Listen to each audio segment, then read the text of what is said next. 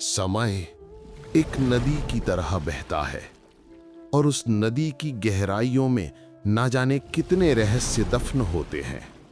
कुछ रहस्य पत्थरों में कैद होते हैं, कुछ पुरानी किताबों में और कुछ जिंदा होते हैं, सांस लेते हैं। ये कहानी एक ऐसे ही जीवित रहस्य की है, एक ऐसी तपस्या की जो जल की गहराइयों में डूबी हुई थी और एक ऐसे मूल्य की जिसे कोई साम्राज्य भी नहीं खरीद सकता था। ये कहानी है महर्षि च्यवन की और उनके उस मौन व्रत की जिसने सृष्टि के सबसे बड़े सत्य को उजागर कर दिया। प्राचीन काल, जब धरती पर तप और त्याग का तेज ही सबसे बड़ा ऐश्वर्य था, उस युग में थे महर्षि च्यवन, एक ऐसा नाम जिनका तप हिमालय की तरह अडिग और गंगा की तरह पवित्र था। एक बार उन्होंने ऐसा संकल्प लिया जिसे सुनकर साधारण मनुष्य कांप जाए। उन्होंने जल के भीतर रहकर मौन तपस्या करने का व्रत लिया। एक दिन नहीं, एक महीना नहीं, पूरे 12 वर्ष के लिए। 12 वर्ष जल के अथाह सन्नाटे में, जहां समय का कोई पता नहीं चलता, जहां हर क्षण एक परीक्षा थी। उन्होंने अपने अभिमान, क्रोध, हर्ष और शोक सब कुछ जल की धाराओं को सौंप दिया था। उनकी दृढ़ता ऐसी थी कि जल के चंचल जीव भी उनके मित्र बन गए। मछलियां उनके पास ऐसे तैरती मानो वो कोई जल देवता हों। उन्हें महर्षि से कोई भय नहीं था, बस एक गहरा लगाव था। 12 वर्ष पूर्ण होने के बाद भी उनकी तपस्या जारी रही। वो कभी जल समाधि में लीन हो जाते तो कभी जल की सतह पर ऐसे स्थिर बैठ जाते जैसे कोई कमल का फूल हो। उन्हें देखकर लगता था मानो सृष्टि स्वयं उनके सामने नतमस्तक हो। लेकिन सृष्टि का नियम है, हर शांति के बाद एक हलचल जरूर होती है।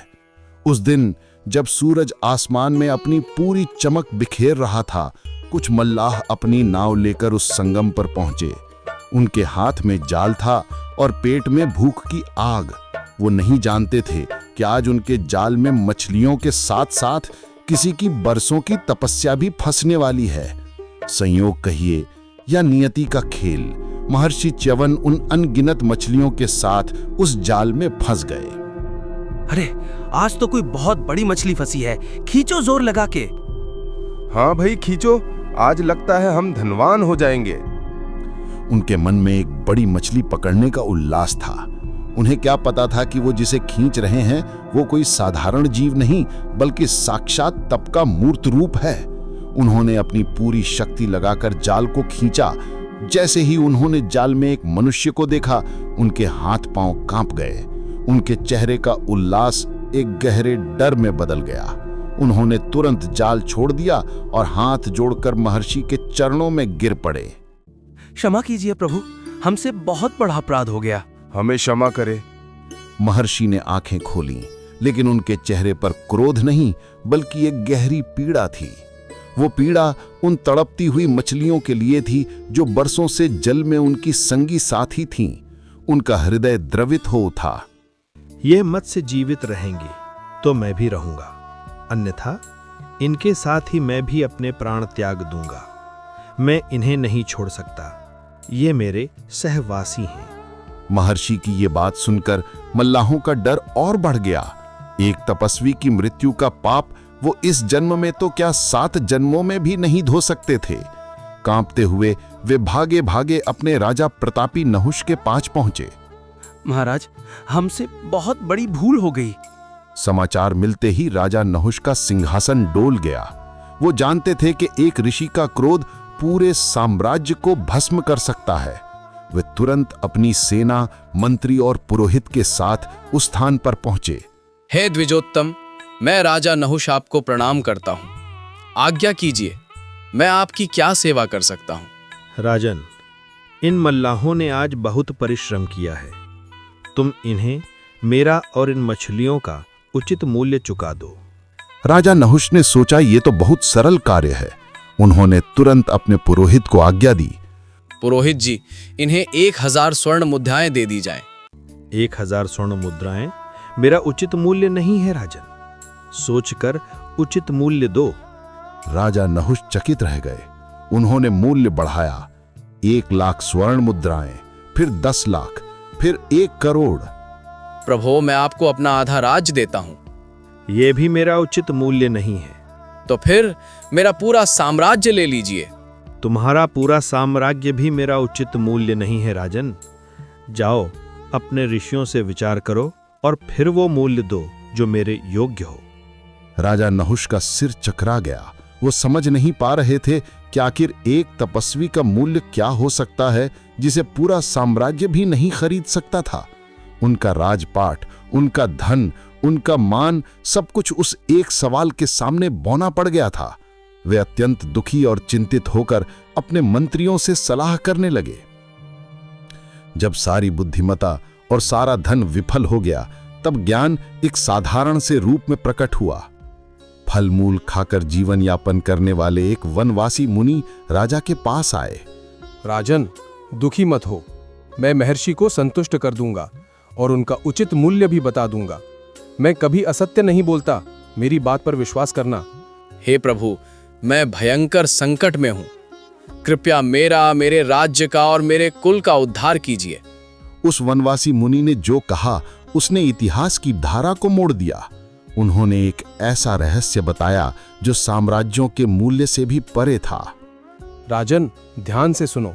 ब्राह्मण और गौ एक ही कुल के हैं। ब्राह्मण मंत्र रूप है तो गौ भविष्य रूप। ब्राह्मणों और गायों का कोई मूल्य नहीं लगाया जा सकता, वे अनमोल हैं। इसलिए यदि तुम महर्षि का उचित मूल्य देना चाहते हो तो उनकी कीमत में एक गौ प्रदान करो। राजा नहुष को जैसे अपनी समस्या का समाधान मिल गया। उन्हें वो उत्तर मिल गया जो सोने चांदी के ढेरों में नहीं, बल्कि सृष्टि के सबसे पवित्र तत्व में छिपा हुआ था। वे तुरंत महर्षि च्यवन के पास पहुंचे। महर्षि, मैंने एक गौ देकर आपको खरीद लिया है। मैंने आपका यही उचित मूल्य समझा है। कृपया उठें। हाँ राजन, तुमने मुझे मेरा उचित मूल्य दिया है।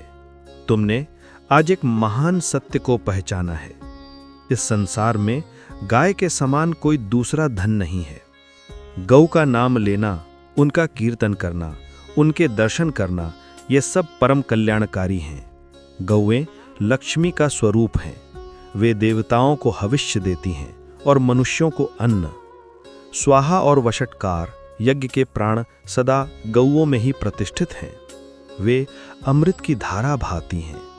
जहाँ गायों का समूह शांति से बैठकर सांस लेता है, वहाँ के सारे पाप नष्ट हो जाते हैं। गौएं स्वर्ग की सीढ़ी हैं। वे समस्त कामनाओं को पूर्ण करने वाली देवियां हैं। महर्षि च्यवन ने कहा ही नहीं, बल्कि यह सिद्ध भी कर दिया। उन्होंने मल्लाहों को बुलाया।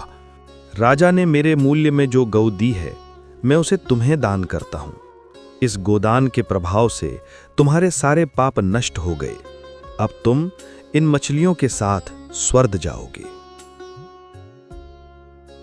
और देखते ही देखते एक चमत्कार हुआ। वो साधारण से मल्लाह उन मछलियों के साथ एक दिव्य प्रकाश में विलीन होकर स्वर्ग की ओर चले गए। राजा नहुष ये देखकर स्तब्ध रह गए। उन्हें समझ आ गया कि गौ सेवा और गौदान का पुण्य किसी भी तपस्या से कम नहीं। ये कहानी सिर्फ महर्षि च्यवन की नहीं है, ये कहानी है उस गौ तत्व की जिसकी परीक्षा हर युग में हुई है। राजा नहुष ने उस दिन महर्षि च्यवन को नहीं, बल्कि उस सनातन सत्य को खरीदा था जो कहता है कि सृष्टि का सबसे बड़ा धन न सोना है न साम्राज्य, बल्कि वो निस्वार्थ सेवा और करुणा है जिसका सबसे बड़ा प्रतीक गौ है। महर्षि अपने आश्रम को लौट गए और राजा नहुष अपने नगर को, लेकिन अपने साथ वो एक ऐसा ज्ञान लेकर लौटे जिसने उनके राज्य को हमेशा के लिए बदल दिया। क्योंकि कुछ रहस्य जल की गहराइयों में नहीं, बल्कि एक शांत जीव की आंखों में छिपे होते हैं।